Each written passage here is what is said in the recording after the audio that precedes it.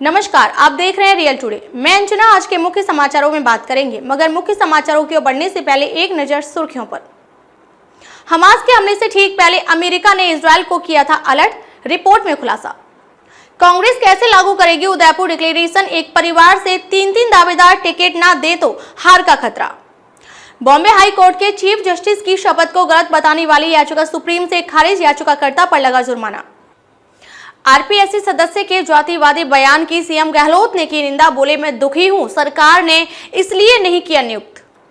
Joy से तलाक के बीच जेठानी सोफिया टर्नर और देवरानी प्रियंका चोपड़ा के रिश्ते में आई दरार, इंस्टा पर एक दूसरे को किया अनफॉलो। ये तो थी सुर्खियां, अब चलते हैं बड़ी खबरों की ओर। हमास के आतंकी हमले के बाद इजरायल के हमास के ठिकानों पर सैन्य कार्रवाई जारी है। बीते हफ्ते शनिवार यानी 7 अक्टूबर 2023 को इस हमले में 700 से अधिक इजरायल के नागरिकों की मौत हो गई।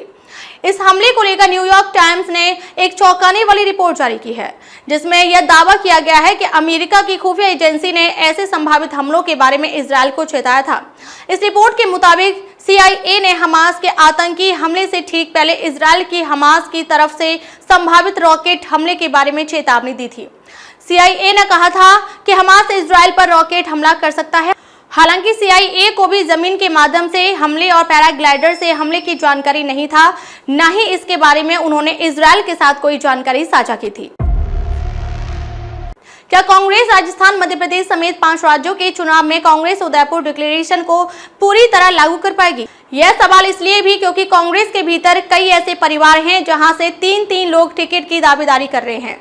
सूत्रों के मुताबिक जिताऊ उम्मीदवार का हवाला देकर यह सभी टिकट की दावेदारी कर रहे नेताओं का तर्क है कि अगर सीट जीतना है तो हमें टिकट देना ही पड़ेगा।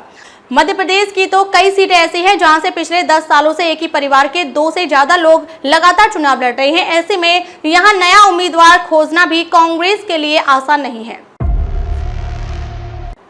सुप्रीम कोर्ट ने शुक्रवार यानी 13 अक्टूबर 2023 को उस याचिका को खारिज कर दिया जिसमें बॉम्बे हाई कोर्ट के चीफ जस्टिस देवेंद्र कुमार उपाध्याय को फिर से शपथ दिलाने की मांग की गई थी। बॉम्बे हाई कोर्ट के चीफ जस्टिस की तरफ से ली गई शपथ को तकनीकी रूप से गलत बताने वाली याचिका पर सुप्रीम कोर्ट ने कड़ी नाराजगी जताई।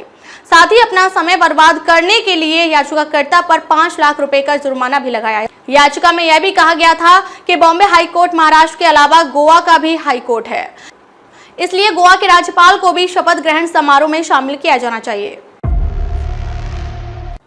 राजस्थान लोक सेवा आयोग यानी आरपीएससी के सदस्य के रूप में नियुक्ति के कुछ दिनों बाद सेवानिवृत्त सैन्य अधिकारी केसरी सिंह राठौर कथित तौर पर जातिवादी बयान वाले अपने कुछ पुराने वीडियो ऑनलाइन सामने आने के बाद विवादों में आ गए।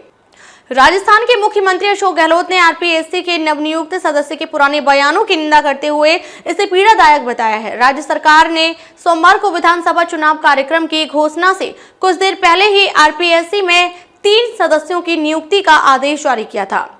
इनमें से एक केसरी सिंह के कुछ पुराने बयानों की वीडियो सोशल मीडिया पर प्रसारित हो रहे हैं, जिसमें उनकी बातों को एक जाति विशेष के खिलाफ बताया जा रहा है। ग्लोबल एक्ट्रेस प्रियंका चोपड़ा के जेठ जेठानी जो जोनास और एक्ट्रेस सोफी टर्नर पिछले कुछ दिनों से तलाक को लेकर चर्चा में बने हुए हैं। शादी के 4 साल बाद कपल ने अलग होने का फैसला लिया है। वहीं फिलहाल दोनों अपनी बेटियों विला और डॉल्फिन की कस्टडी को लेकर विवाद जारी है। प्रियंका चोपड़ा और सोफी टर्नर ने इंस्टाग्राम पर एक दूसरे को किया अनफॉलो। दरअसल हाल ही में सोफी ने अपने जो पर अपने बच्चों को गलत तरीके से रखने के लिए केस किया है, जिसके बाद से ही दोनों के बीच चल रहे मनमुटाव की खबरें आ रही हैं। ऐसा लग रहा है कि दोनों के झगड़ों के बीच में प्रियंका चोपड़ा बुरी तरह से फंस चुकी हैं। जी हां, अब प्रियंका चोपड़ा और सोफी टर्नर ने एक दूसरे को इंस्टाग्राम पर अनफॉलो कर दिया है। कैसे लगे समाचार कमेंट करके जरूर बताएं। वीडियो पसंद आया हो तो लाइक कीजिए। देश और दुनिया की बड़ी खबर के साथ अपडेट रहने के लिए चैनल को सब्सक्राइब करें। अब तक के लिए बस इतना ही, फिर मिलते हैं कुछ ऐसी ही बड़ी खबरों के साथ। तब तक के लिए नमस्कार और देखते रहिए रियल टुडे।